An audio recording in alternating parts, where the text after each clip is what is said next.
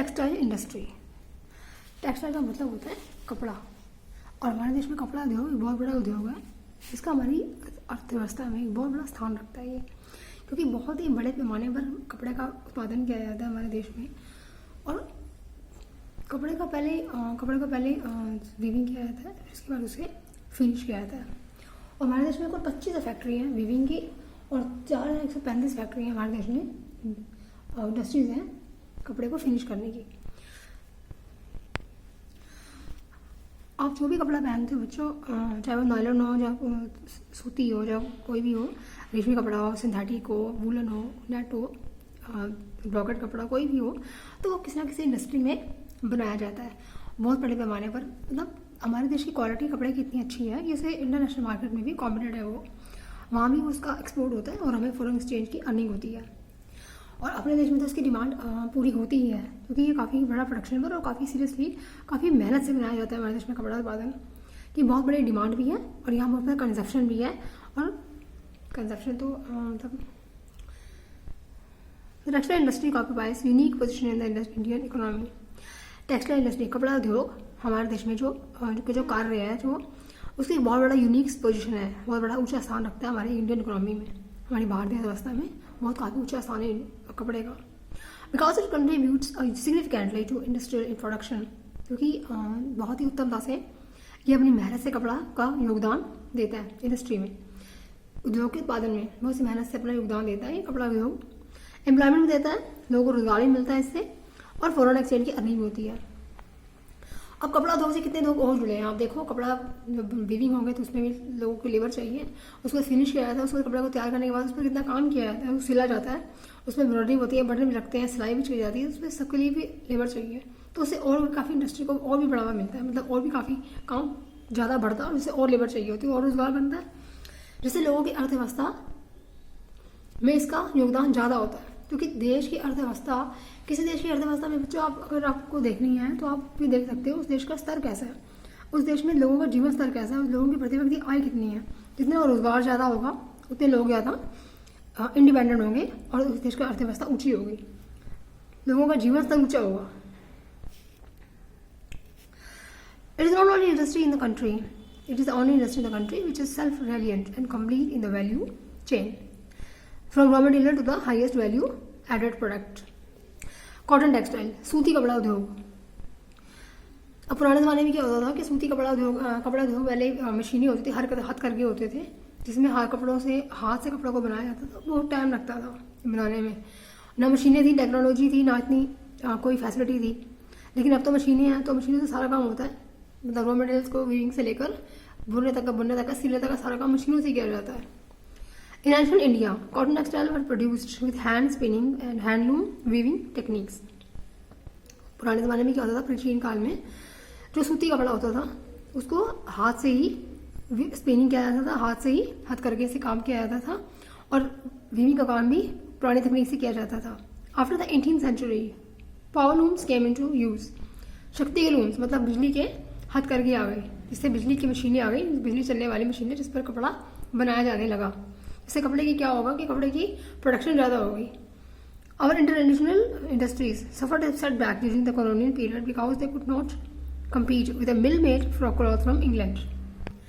हमारे पुराने के ज़माने में जब हमारा देश गुलाम था, उस ज़माने में जो हमारे कपड़े की क्वालिटी होती थी वो इंग्लैंड के कपड़े की, मिल मेड के कपड़े की बराबरी नहीं कर पाती थी, उनको कॉम्पीट नहीं कर पाती थी, क्योंकि उनका कपड़ा ज़्यादा अच्छे स्तर का होता था और हमारे कपड़े की क्वालिटी, हमारे कपड़े की जो प्रोडक्शन वगैरह भी है जो भी उतनी उत्तमता से नहीं बन पाती थी जितनी कि इंग्लैंड की थी। The first successful textile mill was established in Mumbai in 1854। 1854 में पहली मिल लगी थी, टेक्सटाइल की पहली मिल। The two world war was fought in Europe. India was a British colony. There was a demand for clothes in UK. Hence, they gave a boost to the development of the cotton textile industry. क्योंकि इस time दूसरे world war के बाद British colony में, क्योंकि हमारा देश तब गुलाम था, पर उस पर कपड़े की ज़्यादा डिमांड ज़्यादा बढ़ी यूके में, तो उन्होंने हमारे देश में, जब हमारे देश में आए तो उन्होंने कपड़े की डिमांड को ज़्यादा बूस्ट किया, काफ़ी बढ़ाया और टेक्सटाइल इंडस्ट्री को काफ़ी बढ़ावा दिया, काफ़ी विकास किया टेक्सटाइल इंडस्ट्री का। क्योंकि तब मशीनें आई और मशीनों से कपड़ा काम किया जाने लगा, तो कपड़े की उत्तमता और कपड़े की क्वालिटी और क्वांटिटी ज़्यादा दोनों बढ़ने लगी। In the early years, the cotton textile industry was concentrated in the cotton growing belt of Maharashtra and Gujarat. काफ़ी मतलब शुरुआत में क्या था, कॉटन टेक्सटाइल मिल जो थी वो काफ़ी मतलब उनको बढ़ावा मिल रहा था महाराष्ट्र में, गुजरात में. एक ग्रोइंग बेल्ट मतलब जो एक महाराष्ट्र ग्रोइंग एक ही बेल्ट पर पड़ता है, महाराष्ट्र और गुजरात, तो उसमें इन फैक्ट्रियों को ज़्यादा बढ़ावा था. शुरुआत में वही बड़ी फैक्ट्री ज़्यादा विकसित हो रही थी. Availability of raw cotton market, transport including accessibility, port facilities, labor, most climate, etc. contributed towards as its localization. मतलब उन समय कारण क्या था वहाँ लगाने का, महाराष्ट्र के पास और गुजरात के पास फैक्ट्री को लाने का कारण क्या था कि ये सब कारण आपको धीरे बच्चे, ये जो फैक्ट्री के कारण वहाँ की फैक्ट्री ज़्यादा पनप रही थी. क्योंकि आपको जब भी कोई काम करना होता है तो आप उसके साथ जो आपको चाहिए वो आपको वहाँ मिल जाए तो आपका वो काम वहाँ ज़्यादा विकसित होता है, वहाँ ज़्यादा अच्छी तरह से फैसिलिटी से ईजिली वहाँ काम कर सकते हैं. आपको वहाँ किसी चीज़ की परेशानी नहीं होती है, अगर आपको सब चीज़ें वहीं अवेलेबल हो जाती हैं. तो रॉ मटेरियल आपको चाहिए, लो कॉटन चाहिए, वो आपको मिल गया, मार्केट वहाँ आपको मिल गई, मुंबई की वहाँ बड़ी मार्केट है, transport including accessibility, port facility, वहाँ पर पोर्ट भी है बॉम्बे गुजरात में, तो वो फैसिलिटी आपको मिल गई. आप माल वहाँ से सेंड कर सकते हैं, एक्सपोर्ट भी कर सकते हैं आराम से, तो पोर्ट की प्रॉब्लम आपको नहीं होगी. Labour, most climate contributed towards the localisation. Localisation मतलब है कि वहाँ पर बसने का, वहाँ पर ड्वेलिंग करने का, वहाँ पर फैक्ट्री लगाने का, इंडस्ट्री लगाने का एक बहुत बड़े फैक्टर्स हैं. सारे फैक्ट के कारण उनको वहाँ पर लगाना आसान हो गया. तो शुरुआत में वही बड़ी फैक्ट्रियाँ बनने लगी. This industry has close links with agriculture and provides living to farmers. ये इंडस्ट्रियों ने बहुत इनका लिंक काफ़ी जुड़ गया एग्रीकल्चर से और प्रोवाइड्स लिविंग टू फार्मर्स की लिविंग से. क्योंकि आपको कपड़ा चाहिए तो कॉटन चाहिए, तो कॉटन के लिए आप फार्मर पर डिपेंड रहोगे, उनको भी रोजगार मिल जाएगा, उनका भी खेती बढ़ेगी और रोजगार भी बढ़ेगा उनके लिए. तो ये इंडस्ट्री उस इंडस्ट्री से जुड़ती है. Cotton wall workers and workers engage in ginning, spinning, weaving, dyeing, designing, packaging, tailoring and sewing. हाँ, जब आप कपड़ा बनाते हो तो कपड़े के साथ आपको रॉ मटेरियल चाहिए, तो इसलिए फार्मर पर डिपेंड होते हो, उनका भी खेती ज़्यादा होती है और वो भी अपने ज़्यादा ग्रो करते हैं. कॉटन के लिए आप उन पर बेस्ड हो तो इसलिए उनको भी रोजगार मिलता है. फिर उसके बाद आप कपड़ा बनाने के बाद आपको कपड़े की स्विंग करनी है, आपको डिजाइनिंग करना है, उसको डाइंग करना है, उसको टेलरिंग करना है, उस पर डिजाइन बनाना है, उस पर प्रिंट करना है. इस कामों के लिए भी आपको और वर्कर चाहिए. आपका काम बढ़ता है, देश में रोजगार बढ़ता है और आपकी इंडस्ट्री फैलती है.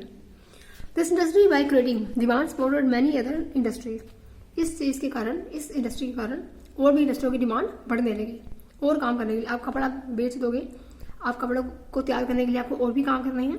फिर कपड़ा आपको सिलना भी है, तो सिलने के लिए आपको टेलर चाहिए, उनका भी काम बढ़ेगा. Such as chemicals and dyes, packaging materials and engineering works. Yes, जो काम आपने कपड़े के ऊपर करना है उन कपड़ों को करने के लिए काम वाले भी चाहिए, आपको वर्कर्स भी चाहिए, तो केमिकल्स भी चाहिए, आपको डाइस चाहिए, पैकेजिंग मटेरियल चाहिए और इंजीनियरिंग वर्क्स भी चाहिए. While spinning continues to be centralized in Maharashtra, Gujarat and Tamil Nadu. While spinning continues to be centralized in Maharashtra, Gujarat and Tamil Nadu. मतलब जब सेंट्रलाइज हो गया कपड़ों का महाराष्ट्र में, गुजरात में और तमिलनाडु में, मतलब कि वो इस चीज़ में केंद्रित होते गए, बसते गए. तब क्या हुआ कि जब आपके पास कोई नई तकनीक आती है तो पुरानी तकनीक वाले लोग का काम नहीं रहता है. जैसे कि weaving is highly decentralized to provide scope for incorporating traditional skill and designing of weaving in cotton, silk, zard, embroidery, etc. weaving जो है वो हाईली डिसेंट्रलाइज हो गया, मतलब वो हटता गया, उसका केंद्र हटता गया, मतलब वो काम मशीन करने लगी. इनकॉर्पोरेटिंग ट्रेडिशनल सिल्क, जो पुराने तरीके के लोग हैं, जो पुराने क्षमता वाले लोग हैं, जो परंपरागत लोग तरीके से काम करते हैं, डिजाइनिंग करते हैं, वीविंग करते हैं कॉटन, सिल्क, जार्ट, एम्ब्रॉयडरी के ऊपर, उनको डिसेंट्रलाइज और केंद्रित होते गए. क्योंकि स्पिनिंग का काम सेंट्रलाइज हो गया तो ये वीविंग का काम डिसेंट्रल होता गया. India has world class production in spinning but weaving supplies no quality of fabric as it can not use much of the high quality yarn produce in the country. Weaving का जो काम होता है India की जो production है वो spinning में वर्ल्ड क्लास है, बट वीविंग का जो काम है, weaving supplies low quality of fabric. जो वीविंग होते हैं वो लो क्लास की फैब्रिक मतलब करते हैं, लो क्लास फैब्रिक को सप्लाई करते हैं. लो क्लास के उनकी वीविंग इतनी लो क्लास की होती है कि उनका यार्न इस्तेमाल नहीं हो सकता है. As it can not use much of the high quality yarn. वो हाई क्वालिटी यार्न को इस्तेमाल नहीं कर सकते हैं। आपका ये वीविंग का काम अगर लो क्वालिटी का है तो आप हाई क्वालिटी के यान को, अच्छी तरह के यान को, उत्तम क्वालिटी का जो यान होगा उसको इस्तेमाल नहीं कर सकते हैं। आपको उसके लिए उत्तम क्वालिटी की वीविंग चाहिए। प्रोड्यूस इन द कंट्री, जो कंट्री में प्रोड्यूस होता है अच्छे क्वालिटी का। Weaving is done by handloom, powerloom and in mills. जो वीविंग का काम होता है वो हैंडलूम से होता है, हथकरघों से होता है या पावरलूम से होता है मिल के अंदर। The handspun khadi provides large scale employment to weavers in their homes as a cottage industry. Cottage industry जो गृह उद्योग होते हैं उनके अंदर जो खादी का काम है उनको काफ़ी सारे लोगों में एम्प्लॉयमेंट मिलता है। ये खादी का काम काफ़ी बड़े स्तर पर किया जाता है। Why did Mahatma Gandhi lay emphasis on spinning yarn and weaving khadi? Why is it important for a country to keep the mill sector in loomage lower than powerloom and handloom? India export yarn to Japan. Other importance of cotton goods from India, like USA and UK. मतलब जो India है वो Japan को अपना yarn export करता है। Other importance जो और आयात करता है ऑफ कॉटन के गुड्स के, मतलब सूती जो माल है, सूती माल जो है उनको इम्पोर्ट करने वाले इंडिया से जो है वो यूएसए और यूके हैं। मतलब कि यूएसए और यूके वाले भी इंडिया से माल इंपोर्ट करते हैं। Russia, France, east European countries, Nepal, Singapore, Sri Lanka and African countries, ये सब लोग भी इंडिया से माल इंपोर्ट करते हैं। We have a large share in the world trade of cotton yarn. जो विश्व व्यापार जो है सूती यार्न का विश्व व्यापार जो, उसमें एक बहुत बड़ा भाग इंडिया का है। 12% कपड़ा यहाँ से कुल उत्पादन का 12% एक्सपोर्ट होता है, जिसकी हमें काफ़ी सारी मात्रा में फॉरेन एक्सचेंज भी मिलता है। तकरीबन पिछले साल ही हमने 279 मिलियन रुपीस कमाए हैं, इंडियन रुपीस कमाए हैं। Our spinning mills are competitive at the global level and capable of using all the fibers we produce. हमारी जो स्पिनिंग मिल्स हैं वो इतनी कॉम्पिटिटिव है, इतनी प्रतियोगितात्मक है कि ग्लोबल लेवल के ऊपर, और capable of using all the fibres we produce. जितने भी फाइबर्स हम प्रोड्यूस करते हैं उन सबको, उनके सब कैपेबल है, उनकी क्षमता के अनुसार है। मतलब जितना भी फैब्रिक प्रोड्यूस होता है उनकी क्षमता के अनुसार यहाँ पर स्पिनिंग मिल्स में काम होता है। This weaving, knitting and processing unit cannot use much of the high quality yarn that is produced in the country. पर ये वीविंग और निटिंग और प्रोसेसिंग जो भी काम होता है बुनाई का और जितना भी प्रोसेस कपड़े बनाने में होता है, वो सब काम हाई क्वालिटी की यार्न को इस्तेमाल नहीं कर सकते हैं। मतलब यहाँ वीविंग का काम बहुत अच्छा तरीके से होता है, कपड़ा भी इसी तरीके से बनता है, उत्तम क्वालिटी का बनता है, लेकिन यार्न को इस्तेमाल नहीं कर सकते और यार्न बहुत ही उत्तम क्वालिटी का बनता है। तो छोटे छोटे स्केल के जो काम होते हैं, छोटे स्तर के जो होते हैं, जो कपड़ा छोटे स्तर के कपड़े जो काम होते हैं वीविंग का, वो छोटे मॉलों में छोटे मार्केटों में भेज दिए जाते हैं, जिससे उनको बड़े स्तर के अच्छे स्तर का जो अपने स्तर का जो यार्न है। हमारे देश में जितने भी वीविंग, नीटिंग और प्रोसेसिंग जो इकाइयाँ हैं, जो कपड़ा बनाने की इकाइयाँ हैं छोटी छोटी, वो उस उत्तम क्वालिटी के यार्न को यूज़ नहीं कर सकती हैं अपनी फैक्ट्री के अंदर। तो यहाँ पर क्या होता है कि बहुत सारी मॉडल फैक्ट्रीज हैं, लार्ज मॉडल फैक्ट्रीज हैं, जिनका जो टुकड़ों में है, मतलब उनका जो माल होता है, जो वो प्रोडक्शन करती हैं, उनका प्रोडक्शन स्मॉल यूनिट्स में बनता है, उनको छोटे लोकल मार्केट में बेच दिया जाता है, छोटे स्तर का जो माल होता है। This mismatch is a major drawback for the industry. As a result, many of our spinners export cotton yarn, while apparel garment manufacturers have to import fabric. मतलब इस तरह क्या होता है कि वो तो उस यार्न को इस्तेमाल नहीं कर पाती, तो उनको अपना यार्न एक्सपोर्ट करना पड़ता है। वो अपना यार्न बहुत सारा जापान में, रशिया में, जो अपनी कंट्रीज में पड़ी हैं, उनमें एक्सपोर्ट कर देती हैं। क्योंकि जो आप देखते हो दुनिया में कितने बड़ा कपड़ा है देश में, कोई बहुत छोटे स्तर का भी है, बहुत बड़े स्तर का भी है। तो जिस तरह का यार्न होगा उस तरह के कपड़े की क्वालिटी होगी। तो छोटे स्तर का जो बड़े स्तर का अच्छे स्तर का जो यार्न है वो छोटे स्तर के कपड़ों में इस्तेमाल नहीं हो सकता, तो काफ़ी क्वान्टिटी में यार्न एक्सपोर्ट कर दिया जाता है, और छोटे जो क्वालिटी के कपड़े होते हैं उनको छोटी मार्केट में बेच दिया जाता है। Why it is important for us to improve our weaving sector instead of exporting yarn in large quantities? ये क्यों जरूरी है, क्यों महत्वपूर्ण है कि हमें इम्प्रूव करना पड़ता है अपना वीविंग सेक्टर, अपना बुनाई क्षेत्र जो है, इंस्टीड ऑफ एक्सपोर्टिंग यार्न। जो हमने एक्सपोर्ट किया यार्न, उसके बदले में हमें इन लार्ज क्वांटिटीज, जो बड़ी मात्रा में अपना यार्न, जो अपना कपास है वो एक्सपोर्ट कर देते हैं, उसके बदले में हमने अपने बुनाई के क्षेत्र को इम्प्रूव करना पड़ता है।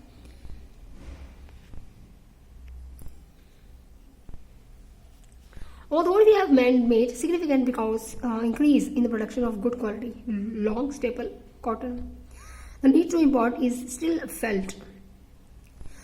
मतलब हमारे देश में हालांकि बहुत बढ़िया स्तर पर है, बहुत अच्छे स्तर पर काफ़ी बड़े प्रोडक्शन में माल तैयार किया जाता है, सूती कपड़ा या जितने भी फैब्रिक्स बनते हैं आप देखते हो, जितने फैब्रिक देखते हो बहुत बड़े प्रोडक्शन में पैदा किया जाता है, फिर भी हमें बाहर से इम्पोर्ट क्यों करना पड़ता है? फिर भी बाहर से इम्पोर्ट करने की जरूरत क्यों बचती है? क्यों हमें बाहर से इम्पोर्ट कपड़ा करना पड़ता है? Power supply is erratic and machinery needs to be upgraded in the weaving and processing sector in particular. अभी हमारे देश में पावर की बड़ी प्रॉब्लम है। बाहर के देशों में आप देखो पावर की बिल्कुल प्रॉब्लम नहीं है, वो कई सालों में लाइट नहीं जाती और यहाँ लाइट बहुत जाती है। पावर प्रॉब्लम, लेबर प्रॉब्लम, कई चीज़ों को बहुत कॉस्टली पड़ती है, इसलिए या फिर कई बार यहाँ पर जो मशीनों की एप्लीकेशन है, मतलब मशीन जो है वो अच्छी हालत की नहीं है, बढ़िया क्वालिटी की मशीनें नहीं है, तो काफ़ी फैक्टर्स हैं जिनके कारण उन्हें अपना माल बाहर से भी मंगवाना पड़ता है। मतलब इतना कुछ होने के बाद भी, इतना माल बढ़ने के बाद भी उन्हें बाहर से कई क्वालिटी की तरफ किसी क्वालिटी का माल बाहर से मंगवाना पड़ता है। Other problems are the low output of labour and stiff competition with the synthetic fibre industry. और भी प्रॉब्लम्स है कई, जो कि आउटपुट ऑफ लेबर की कमी है और काफ़ी स्टिफ कॉम्पिटिशन है with the synthetic fibre industry. जो सिंथेटिक कपड़े हैं, जो सिंथेटिक चीज़ें हैं, जो और मतलब कपड़े की क्वालिटी अलग होती है, अब सूती है, नायलॉन है, सिंथेटिक है, नेट है, कितने कपड़े हैं, तो स्टिफ कॉम्पिटिशन से, इंटरनेशनल लेवल के हिसाब से, फैक्ट्री के हिसाब से, लेबर के हिसाब से, मशीनों के हिसाब से, पावर सप्लाई के हिसाब से काफ़ी सारी प्रॉब्लम होती है, कारण वो उन्हें बाहर से भी चीज़ मंगवानी, इम्पोर्ट करना पड़ता है। Jute textile. India is the largest producer of jute textile and rolled jute and goods and stand at second place as an exporter after Bangladesh. Jute तो बच्चों हर घर में यूज़ होता ही है मोस्टली। आज जूट के कपड़े देखे होंगे आपने, जूट के बैग देखे होंगे बनते हुए आपने, जूट के बोरे बनते हैं जैसे माल पैक किया जाता है, जूट के शो पीस भी बनते हैं, काफ़ी जूट के हैंगर्स भी होते हैं, लटकाने वाले बैग्स बनते हैं, लटकाने वाले हैंगिंग होते हैं, और जूट के बोरों में माल जो भरा जाता है, गुड्स जो सप्लाई किया जाता है, वो भी जूट के होते हैं। इसके अलावा जूट की रस्सियाँ बनती हैं, तो काफ़ी सारे चीज़ों में जूट का इस्तेमाल किया जाता है, उसका भी हमारे देश में बहुत बड़े स्तर पर उत्पादन किया जाता है। जूट की हमारे देश में 70 इंडस्ट्रीज हैं, जिनमें से 60 बांग्लादेश में ही है, और जिससे भी काफ़ी सारी कमाई भी होती है। खास करके बहुत सारे स्टेट्स में जूट का उत्पादन किया जाता है, जैसे कि आंध्र प्रदेश है, त्रिपुरा है, असम है, बिहार है, वेस्ट बंगाल है, इनमें जूट का उत्पादन किया जाता है। सबसे ज़्यादा उत्पादन जूट वेस्ट बंगाल में ही होता है, 60 फैक्ट्रीज इंडस्ट्रीज वहीं है इसकी वहाँ पर। तो इससे भी हमें काफ़ी सारी फॉरेन एक्सचेंज की कमाई होती है, जूट का एक्सपोर्ट भी किया जाता है, जिससे हमें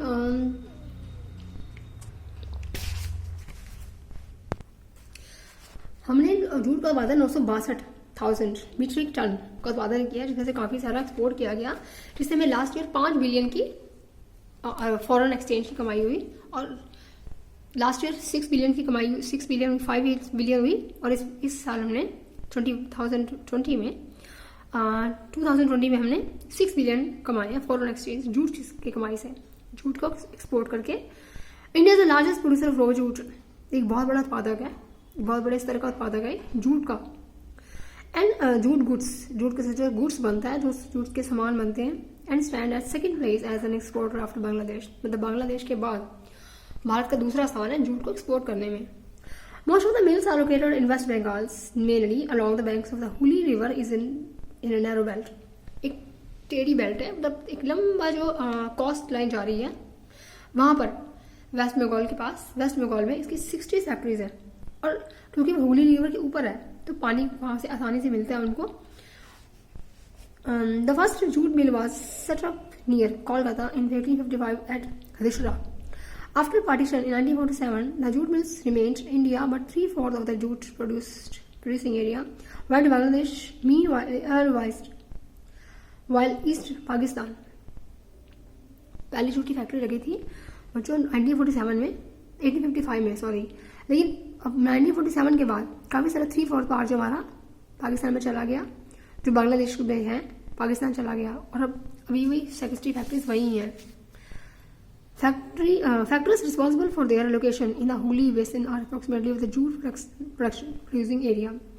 फैक्ट्रीज बहुत महत्वपूर्ण होते हैं किसी भी चीज़ को प्रोड्यूस करने में, किसी चीज़ की क्वालिटी में और क्वांटिटी में। आपको जितनी अवेलेबिलिटी ज़्यादा होगी लेबर्स की या पावर्स की या इलेक्ट्रिसिटी की या ट्रांसपोर्ट की, बैंक्स की, रॉ मटेरियल की, उतनी आपको प्रोडक्शन में, आपकी क्वालिटी में बहुत फ़र्क पड़ेगा। मशीनों की आपको अवेलेबिलिटी ज़्यादा होती है तो उससे आपको प्रोडक्शन में बहुत फ़र्क पड़ता है। जितनी उत्तम तरह की मशीनें आपके होंगी, उतना तरह का रॉ मटेरियल होगा, उतना उत्तम आपका गुड्स होगा और उतना प्रोडक्शन में आपका ज़्यादा होगा।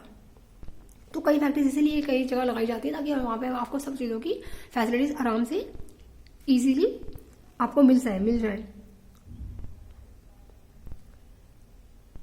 Producing areas, inexpensive water, transported by a good network of railway, roadways and waterways to facilitate movement of the raw material to the mills, abundant water for processing road, cheap labor from West Bengal and adjoining state of Bihar, Odisha and little Uttar Pradesh.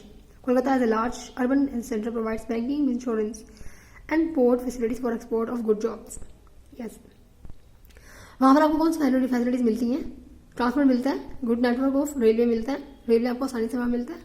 इसके बाद आपको roadways मिलता है, waterways मिलता है और facilities movement of raw material भी आपको आराम से मिलता है। रॉ मटेरियल भी आपके पास आराम से वहाँ आता है। मिल्स के पास आता है रॉ मटेरियल आराम से, मतलब आपको वाटरवेज की भी फैसिलिटी मिल रही है, रोडवेज भी मिल रहा है, आपको लेबर भी मिल रहा है, आपको बैंकिंग की सुविधा मिल रही है, ट्रांसपोर्ट भी मिल रहा है। तो ये बहुत अच्छे फैक्टर्स हैं, इससे आपको प्रोडक्शन में सहारा मिलता है और आपकी फैसिलिटी इंडस्ट्री बढ़ती है, पनपती है बहुत जल्दी।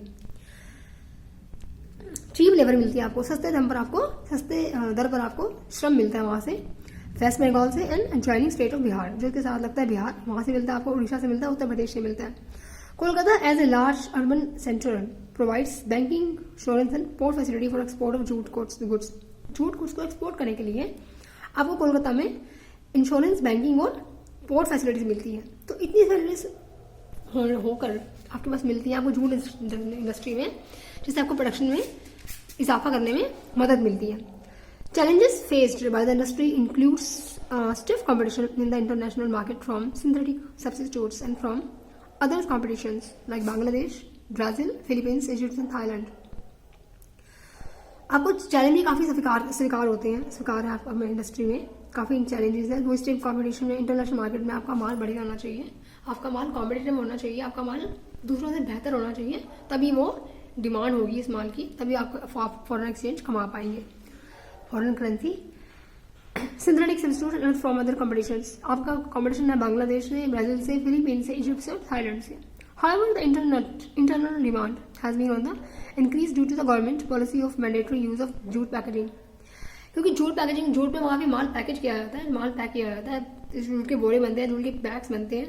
अब घरों में भी आपके पास जूट के बैग होंगे, आप देखे होंगे आसपास जूट के बैग बने हुए। तो जूट की काफ़ी डिमांड है, जूट से काफ़ी सारा गुड्स बनाया जाता है और गवर्नमेंट ने भी उसको परमिशन दे दी है जूट में माल पैक करने के लिए। इसलिए इसकी डिमांड ज़्यादा होने की वजह से ये इसकी उत्पादन ज़्यादा बढ़ा है,